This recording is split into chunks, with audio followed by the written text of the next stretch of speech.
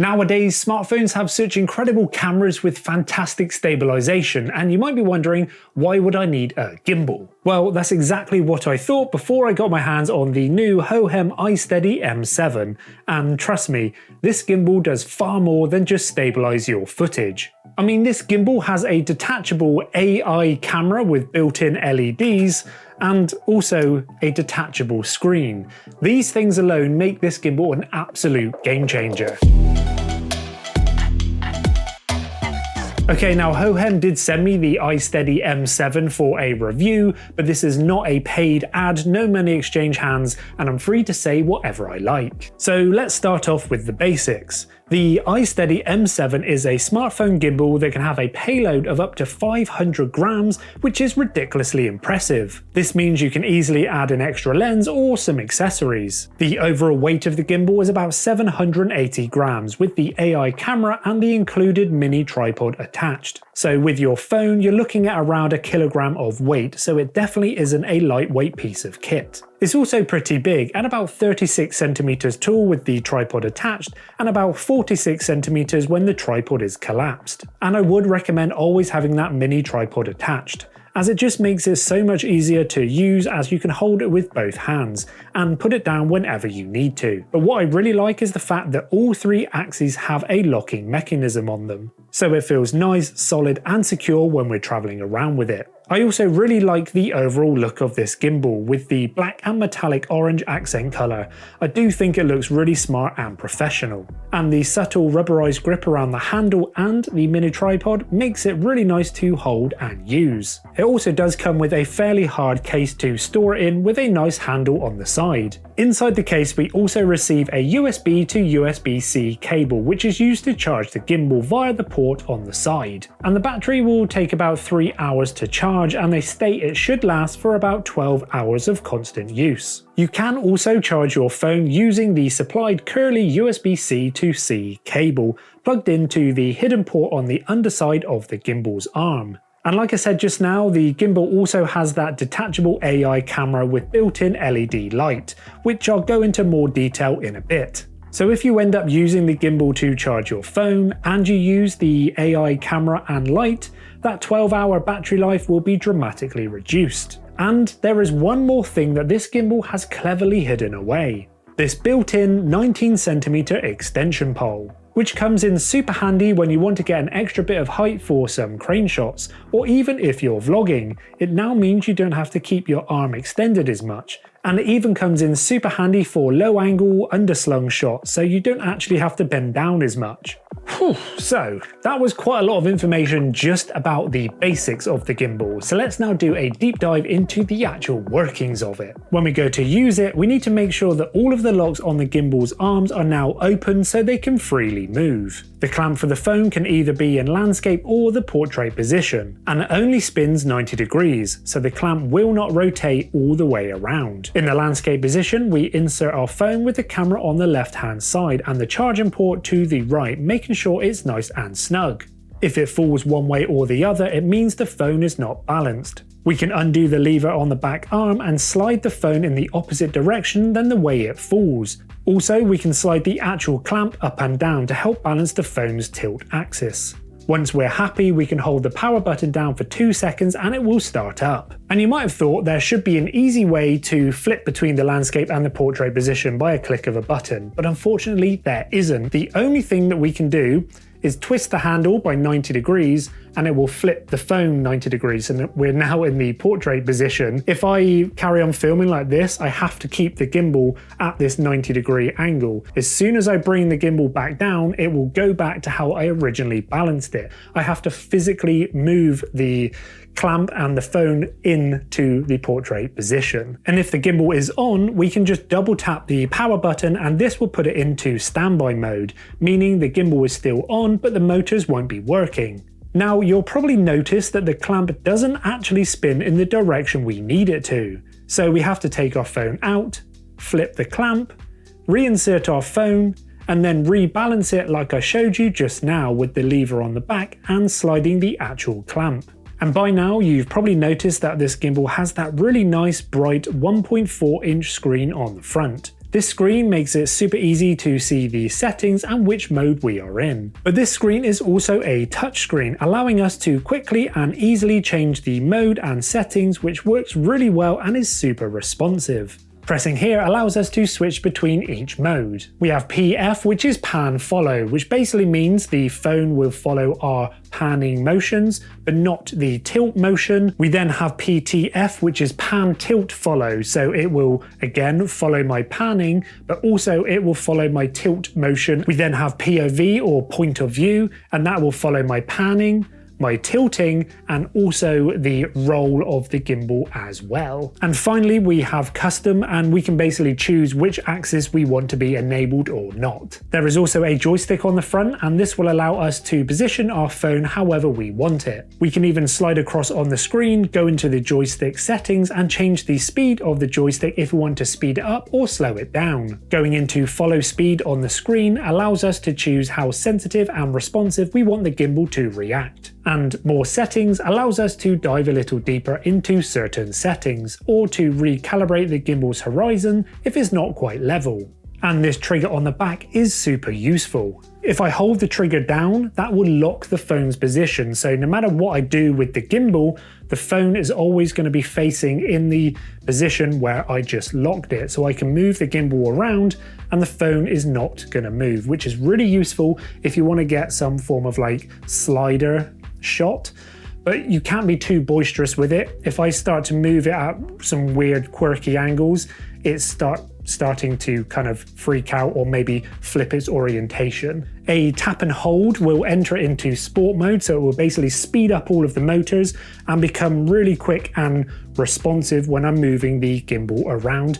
And this will be ideal if you're maybe filming like a drive-by with a car, that you can really get some quick panning, sporty action shots. If we've used the joystick and we've got the phone facing in an odd direction, a double tap of the trigger will recenter it, and a triple tap will spin the gimbal around 180 degrees. And one thing that I really like about the design of this gimbal is that the arm and the motor are positioned around the back of the phone, meaning we have an unobstructed view of the phone's front screen. However, if you want to use the ultra-wide lens, then the arm and the motor will likely get in the way. So 4 taps on the trigger, this will now reposition the arm and the motor to the front, allowing us to use the ultra-wide lens without anything getting in the way. This is so very clever and well implemented. Also, like I said, this screen is detachable, meaning we can place the gimbal down and still be able to control it and change any setting just by using this screen. There is also a button on the side of the screen which works just like the trigger on the gimbal. We can even use this screen to go into the A/B setting to choose our in and out points for a moving time lapse. We can then go into the duration and choose how long we want the time lapse to last for, from 15 seconds up to 1 hour. Alternatively, there are dedicated buttons on the side of the gimbal so we can set our A and B in points for a time lapse. Also on the side we have this wheel and a button. And depending on what setting we have selected for the wheel on the screen, it can do different things, from tilt to roll and pan. If you have the gimbal connected to your phone via Bluetooth and using their app, it can even control the camera's focus. If we press the button on the wheel, that will turn on the LED light, and we can choose the color temperature by spinning the wheel or on the screen, from 2700 up to 6000 Kelvin. We can even change the brightness of the light, which isn't super bright, but it is definitely enough to help brighten up your face whilst vlogging. Alternatively, we can even go into RGB mode and change the hue angle, which gives us full color control. And again, we can even change the brightness of this too. And I have to admit, I'm not really sure how often I'd actually use the RGB light, but the CCT light is super useful. And another useful thing that really makes this gimbal super unique is that AI camera that is next to the LED light. And if you were like me, when you first heard about a smartphone gimbal having an AI camera built into it, you were probably rolling your eyes thinking, why on earth would I need that? That's definitely the thoughts that I had when I first saw and heard about this. But now I've used it, I can really see that this is a game changer. So let me try to explain. So on the side of the AI camera, there's a switch to turn it on or off. So if we put it into the on position, that AI camera feed is now going to be sent to the screen on the gimbal. So if I slide over, that camera feed is now a live feed directly to the gimbal. Again, there is no app being used here. The phone's off, meaning that we can use the AI tracking no matter what camera app we actually want to use, because it's just using the AI camera and the gimbal to run the AI tracking. And to make it work, we could basically draw a box around what we want to track. So for instance, we want to track this kind of bush in the garden. If I double tap that now, it is a green square. So no matter what I do with the gimbal or where I walk, the gimbal is keeping the phone facing in the direction we need it to through that actual tracking. And the AI tracking also does really well keeping people in shot as well. So there's a green square around my face on the actual screen. There's also a green dot on the above the camera up there. So I know that it's actually keeping me in frame and it's going to keep me tracked. So now, no matter where I move, the actual camera or the actual phone is spinning with the gimbal and keeping me in that exact position. So I can move quite vigorously around the actual gimbal, and it does super well keeping me in frame and keeping me in shot. And the AI camera also does gesture control, which works flawlessly and ridiculously well. So if we look at the LED above that AI camera, we can see it's red. That means that it is not tracking me. So if I want it to start tracking me, all I have to do is do the OK sign. Within a split second, you can see that light is turned green. It is now tracking me and keeping me completely in frame no matter where I go.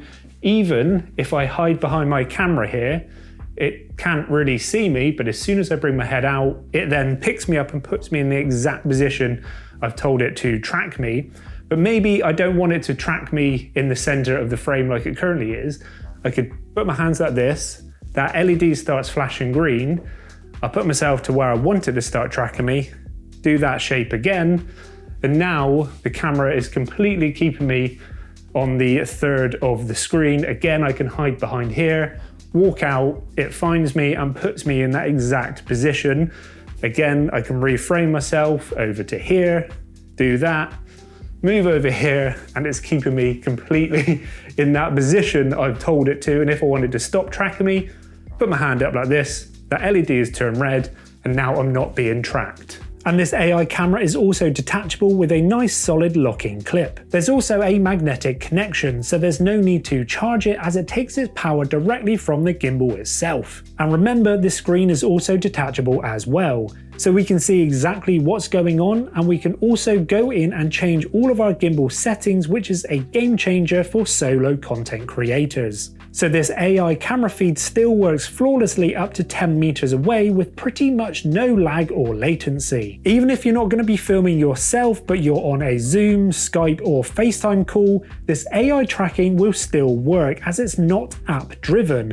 Paired with the light on top, you should have some really top-notch video calls. And remember, everything I've spoke about so far is usable and doable without ever having to download their app, which I think is fantastic, because that basically means that I can use the native camera app, the Filmic Pro app, the Blackmagic app. This gimbal still works flawlessly with all of the AI tracking and the wireless transmission from that AI camera. I can use whatever app I like. I can see myself, I can control it without ever having to download their app. But if you do want to, you can actually download the Hohem Joy app. And using this app does allow you to change the gimbal settings. It also allows you to use the focus wheel on the left-hand side, and it also allows you to use the zoom control on the front. And again, without the need to download the Hohem app, we can still connect our gimbal via Bluetooth to our phone. That now means that the record button on the gimbal works to take pictures or start and stop recording in any camera app I want to use.